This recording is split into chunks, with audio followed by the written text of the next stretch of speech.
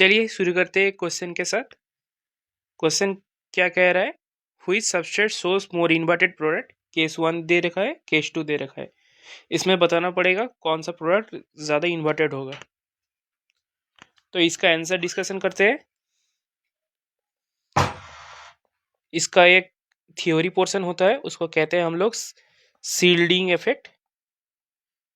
Shielding effect क्या होता है, जब आर पॉजिटिव जेनरेट होता है तब लिविंग ग्रुप जो रहता है ना, इंटीमेट आयन पेयर मैंने कहा था इंटीमेट वाइज रहता है। इंटीमेट वाइज रहता है। तब न्यूक्लियोफाइल जो रहता है वो फ्रंट साइड से भी अटैक कर सकता है, बैक साइड से भी अटैक कर सकता है। दो प्रोबेबिलिटी होता है। बट जब इंटीमेट पोजीशन में रहता है तब एक्स माइनस बहुत क्लोज प्रॉक्सिमिटी में रहता है। तब क्या होता है, नेगेटिव चार्ज जो न्यूक्लियोफाइल होता है ना, नेगेटिवली चार्ज न्यूक्लियोफाइल वो फ्रंट से अटैक नहीं कर सकता। क्यों? जो लिविंग ग्रुप है वो भी नेगेटिव चार्ज है। Negative charge leaving group. इसके वजह से क्या होता है, एक रिपल्सन काम करता है। एक्स माइनस और न्यूक्लियस फाइल के बीच में एक रिपल्सन काम करता है। उस रिपल्सन के वजह से फ्रंट साइड अटैक नहीं हो सकता। No front side attack, no front side attack. But in the case of NMe3 क्या होता है, NMe3 होता है न्यूट्रल। एक्स माइनस होता है नेगेटिवली चार्ज्ड। इसके वजह से क्या होता है, जो रिपल्सन होता है amount of repulsion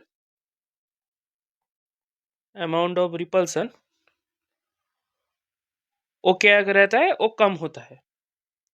amount of repulsion क्या होता है, डिक्रीज करता है, डिक्रीजेस। इसके वजह से क्या होता है,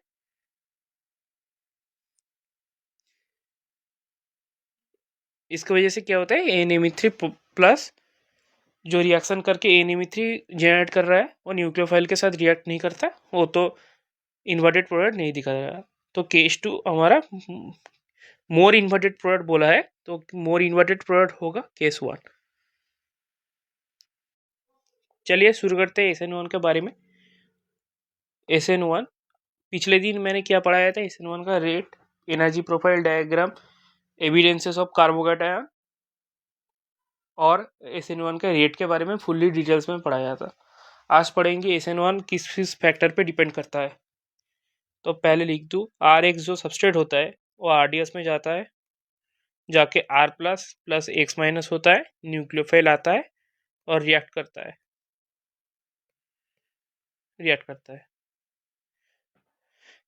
जो सबस्ट्रेट होता है, यहाँ पर सबस्ट्रेट ये रहता है आपका लिविंग ग्रुप और ये रहता है न्यूक्लियोफाइल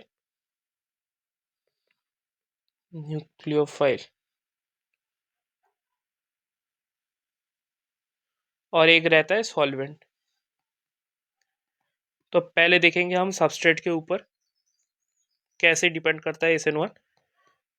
तो जनरली SN1 में जो कार्बोकैटायन जनरेट होता है उसका स्टेबिलिटी ऑर्डर क्या रहता है, स्टेबिलिटी ऑर्डर 3 डिग्री का सबस्ट्रेट, 3 degree substrate more dominating that 2 degree than 1 degree than general जो आपका रहता है मिथाइल और सब, ये रहता है आपका ट्रेंड।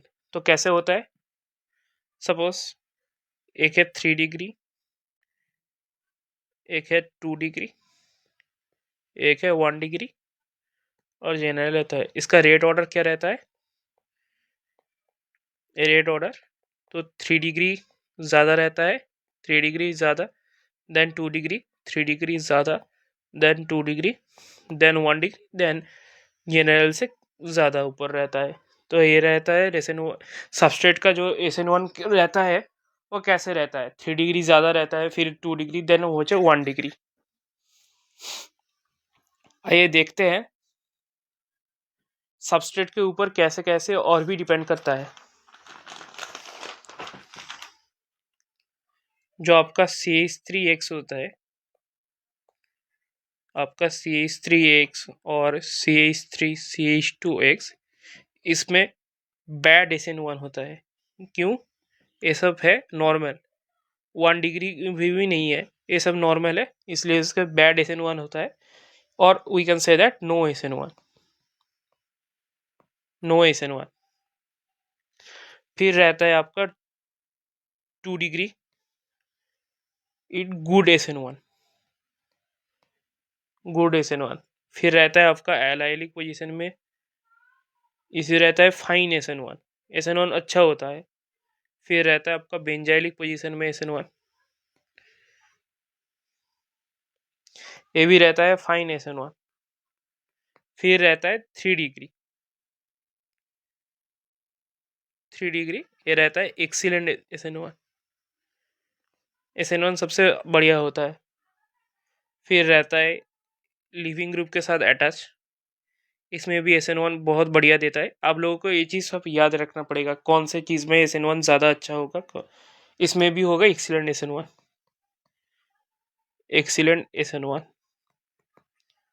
उसके बाद है एक कार्बोनिल ग्रुप के साथ अगर लिविंग ग्रुप अटैच हुआ, या bad SN1,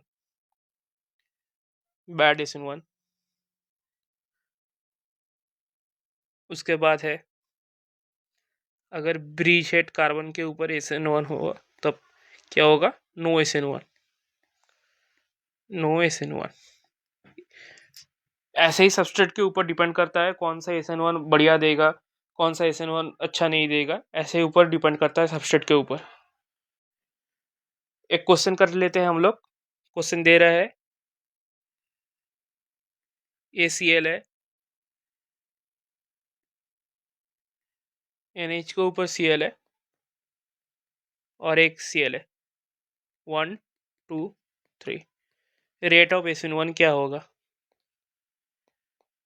rate of SN1 क्या होगा? क्वेश्चन दे रहा है रेट ऑफ SN1 क्या होगा। तो पहले हम लोग सबस्ट्रेट के कार्बोकेटायन जनरेट करते हैं। ये होगा पहला कार्बोकेटायन, ये होगा दूसरा, ये होगा तीसरा।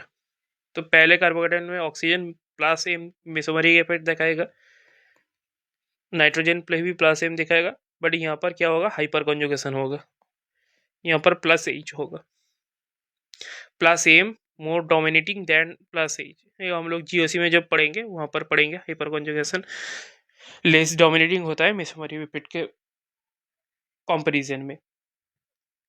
और क्या देखेंगे हम? ऑक्सीजन का जो मेसोमरिक इफेक्ट होता है, जो ऑक्सीजन का जो प्लस एम रहता है वो कम रहता है नाइट्रोजन के प्लस एम से। तो हमारा रेड ऑर्डर क्या होगा? रेड ऑर्डर, रेड ऑर्डर क्या होगा? 2 ग्रेटर देन 1 ग्रेटर देन 3, ये होगा अल्टीमेट का रेड ऑर्डर। अभी देखेंगे ये तो क्या है, सबस्ट्रेट के ऊपर कैसे SN1 डिपेंड करता है। अब हम पढ़ेंगे सॉल्वेंट के ऊपर, सॉल्वेंट के ऊपर, solvent effect. generally SN1 favors polar protic solvent, polar protic solvent जैसे कि एग्जाम्पल H2O, MeOH, ऐसे रहता है पोलर प्रोटिक सॉल्वेंट। जहाँ पर पोलर प्रोटिक मीन्स जहाँ पर डाइपोल क्रिएट होगा और प्रोटिक मीन्स एज बॉन्डिंग करेगा, उसको हम कहते हैं पोलर प्रोटिक सॉल्वेंट। जब मैं GOC पढ़ाऊंगा तब वहाँ पर सॉल्वेंट जब पढ़ाऊंगा तब वहाँ पर क्लियर हो जाएगा पोलर प्रोटिक किसे कहते हैं, पोलर एप्रोटिक किसे कहते हैं। यहाँ पर जस्ट आपको रिमाइंड करना पड़ेगा, पोलर प्रोटिक सॉल्वेंट में SN1 ज़्यादा बढ़िया होता है। क्यों बढ़िया होता है? SN1 में जो R पॉजिटिव जनरेट होता है, क्या करता है पोलर प्रोटिक सॉल्वेंट, जैसे कि H2O ले रहा हूँ, उसका ऑक्सीजन है डेल माइनस, ऐसे करके डाइपोल क्रिएट करता है, डाइपोल अट्रैक्शन काम करता है यहाँ पर। इसकी वजह से क्या होता है? R प्लस ज़्यादा स्टेबलाइज होता है। और जो न्यूक्लियोफाइल है x minus sorry leaving group होता है, जो लिविंग ग्रुप निकल जाता है रिएक्शन के बाहर, वो लिविंग ग्रुप भी स्टेबलाइज होता है। कैसे? लिविंग ग्रुप के वजह से जो हाइड्रोजन रहता है पॉजिटिव या रैंडम, उसके बाद बॉन्ड करता है, एक बॉन्ड करता है, उसकी वजह से क्या होता है, डाइपोल बॉन्ड, उसकी वजह से स्टेबलाइज गेन करता है।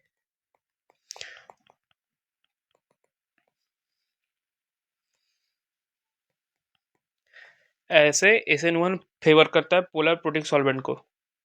अगर पोलर एप्रोटिक सॉल्वेंट होता तो क्या होता, पोलर एप्रोटिक सॉल्वेंट होता तो SN2 फेवर करता। मैं पॉइंट करके लिख दूं, इफ पोलर एप्रोटिक सॉल्वेंट होता, एप्रोटिक सॉल्वेंट फेवर्स SN2। ये आपको रिमाइंड करना पड़ेगा क्यों पोलर एप्रोटिक सॉल्वेंट कौन सा होगा। जब SN2 पढ़ेंगे तो हम तब वहाँ पर डिटेल्स में बोलूँगा पोलर एप्रोटिक सॉल्वेंट में कैसे SN2 फेवर करता है। अभी आपको चीज़ ऐसे रिमाइंड करना पड़ेगा, थोड़ा सा रिमाइंड कर लेगा अच्छा होगा। अब पढ़ेंगे न्यूक्लियोफाइल।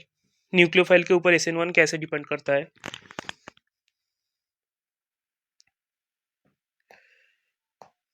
न्यूक्लियोफाइल जनरली SN1 का जो रेट रहता है वो does not depend on the concentration of the nucleophile. मैं लिख दूँ, the rate of the SN1 does not depend upon the concentration of nucleophile. Nucleophile के कॉन्सेंट्रेशन के ऊपर SN1 डिपेंड नहीं करता। क्यों, ये पिछले दिन मैंने पढ़ाया था, जब रेट इक्वेशन पढ़ाया था तब मैंने बोल दिया था। आज देखेंगे अगर H2 है और OH माइनस है, इन दोनों में से SN1 ज़्यादा कौन फेवर करेगा। जनरली जो न्यूट्रल न्यूक्लियोफाइल होता है वो SN1 ज़्यादा फेवर करता है। SN1 फेवर, SN2 फेवर करेगा, SN2 फेवर करेगा। मैं नोट करके लिख दूँ, weak and neutral nucleophile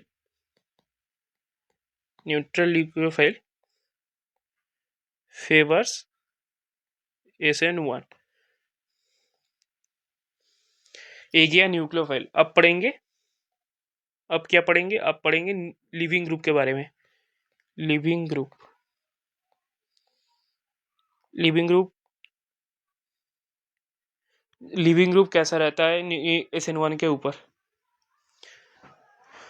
generally एक एग्जांपल के वजह से कहूँगा, I minus Br minus Cl minus F minus nucleophilic ability, और we can say that leaving group aptitude क्या होगा, लिविंग ग्रुप एप्टीट्यूड।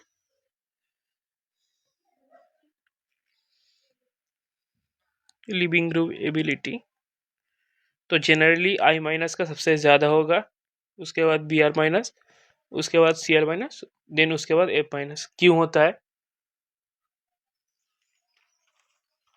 इसका आंसर मिलेगा हम जब कुछ फैक्टर देखेंगे। Generally leaving group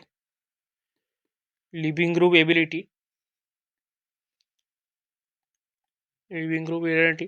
directly proportional to the stability of anion and directly proportional to the acidity of Ha and 1 by acidity of pK of Ha। कैसे होता है, I माइनस ज़्यादा साइज का रहता है, bigger size can hold negative charge, इसलिए कहता रहता है बेटर एनायन स्टेबिलिटी मिलता है, बेटर एनायन स्टेबिलिटी मिलता है,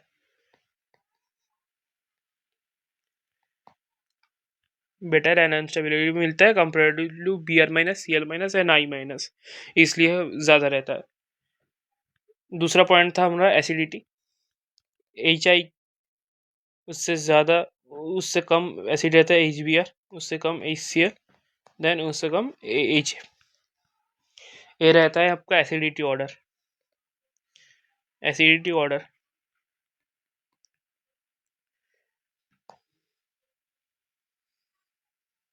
ये रहता है acidity order.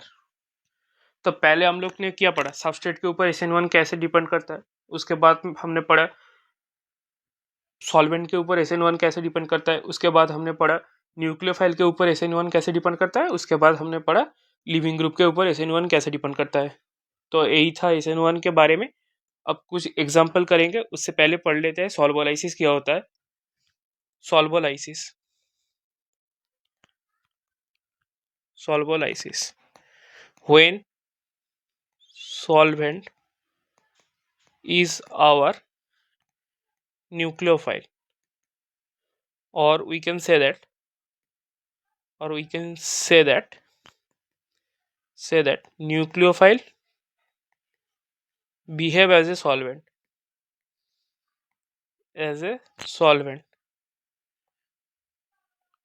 then we can call solvolysis. अगर एक न्यूक्लियोफाइल है, सपोज H2 है न्यूक्लियोफाइल, वो न्यूक्लियोफाइल भी है, अगर उसका अमाउंट ज़्यादा रहता है वो सॉल्वेंट की तरह एक्ट करता है, तो उसको हम कहते हैं सॉल्वोलाइसिस। तो सॉल्वोलाइसिस क्या डिपेंड करता है, सॉल्वोलाइसिस में हमारा जनरली कार्बोकैटायन जनरेट होता है। जनरली कार्बोकैटायन में लिख देता हूँ, जनरली कार्बोकैटायन डेवलप्स। फिर क्या रहता है, कार्बोकैटायन डेवलप्स होगा तो क्या रहता है, कार्बोकैटायन का स्टेबिलिटी ज़्यादा होगा तो सॉल्वोलाइसिस का रेट इंक्रीज भी ज़्यादा करेगा। तो कुछ क्वेश्चन कर लेते हैं हम लोग। क्वेश्चन इज दैट दे रखा है सॉल्वोलाइसिस, रेट ऑफ सॉल्वोलाइसिस क्या होगा। पहले सबस्ट्रेट दे रखा है, उसके बाद एक सबस्ट्रेट 2 दे रखा है, उसके बाद सबस्ट्रेट 3 दे रखा है। सॉल्वोलाइसिस रेट क्या होगा, इसका आंसर पहले कार्बोकैटायन जनरेट कर लेते हैं।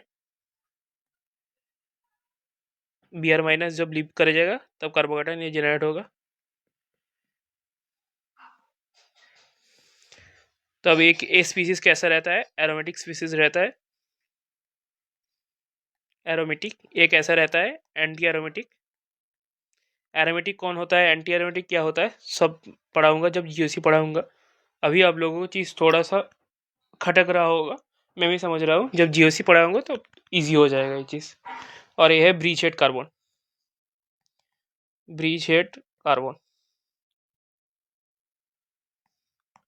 तो स्टेबिलिटी ऑर्डर क्या होगा, स्टेबिलिटी का ऑर्डर हम लोग जानते हैं, एरोमेटिक ज़्यादा स्टेबल रहता है एंटी एरोमेटिक के कंपैरिजन में, और जो ब्रीच हेड कार्बन रहता है वो तो अनस्टेबल है according to Bredt's rule, according to Bredt's rule.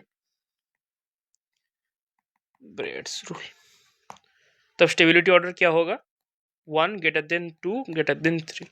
ये होगा हमारा फाइनल आंसर। क्वेश्चन 2 क्या कह रहा है, क्वेश्चन 2 कह रहा है तीनों सबस्ट्रेट दे चुका है, उसमें से ज़्यादा स्टेबिलिटी कौन होगा।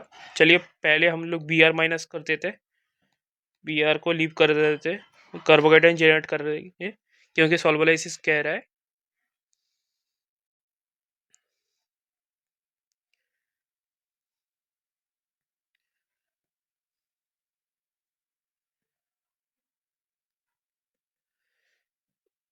ये क्या होगा, सिंपली इसका आंसर, अगर प्लैनरिटी इंक्रीज करेगा मींस स्ट्रेन रिलीज होगा, स्ट्रेन रिलीज होगा,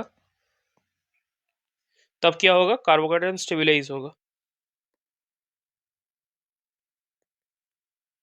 स्टेबिलाईज, कार्बोकैटायन स्टेबिलाईज होगा। यहाँ पर दिख रहा है जो, कलर चेंज कर लूँ, ए सबस्ट्रेट क्या होता है, ब्रिज हेड रूल से 7 मेंबर रिंग रहता है, ए 8 मेंबर रिंग, मैं लिख दूँ 8 मेंबर रिंग और 9 member ring, 9 member ring, a 7 member ring होता है, 7 मेंबर। एक नोट करके लिख लो, up to 7 member ring, up to 7 member ring, bridgehead position carbocation is not stabilized,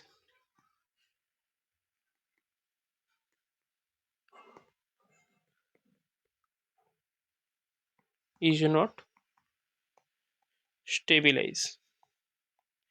क्यों, इसका स्ट्रेन बहुत ज़्यादा रहता है, high strain, high strain. But 7 member ring के जब जाएंगे उस बाद अप टू 8 मेंबर रिंग और we can say that 9 member ring, तब क्या होगा 8 मेंबर और 9 मेंबर रिंग के केस में 8 मेंबर और 9 मेंबर, उसके केस में क्या होगा स्ट्रेन रिलीज करेगा। क्यों? प्लानरिटी इंक्रीज करता है।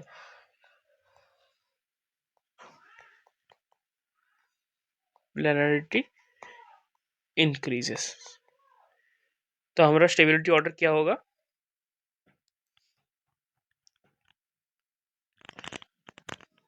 वेट ए मिनट, हमारा स्टेबिलिटी ऑर्डर होगा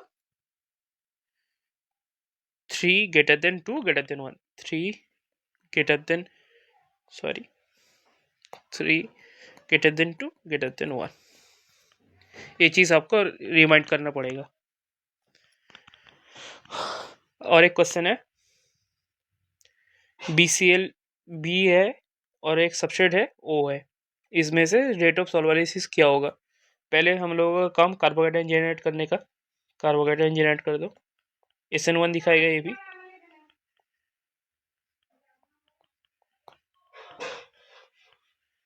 इसमें से क्या होगा, ये स्पीसीज होगा एरोमेटिक,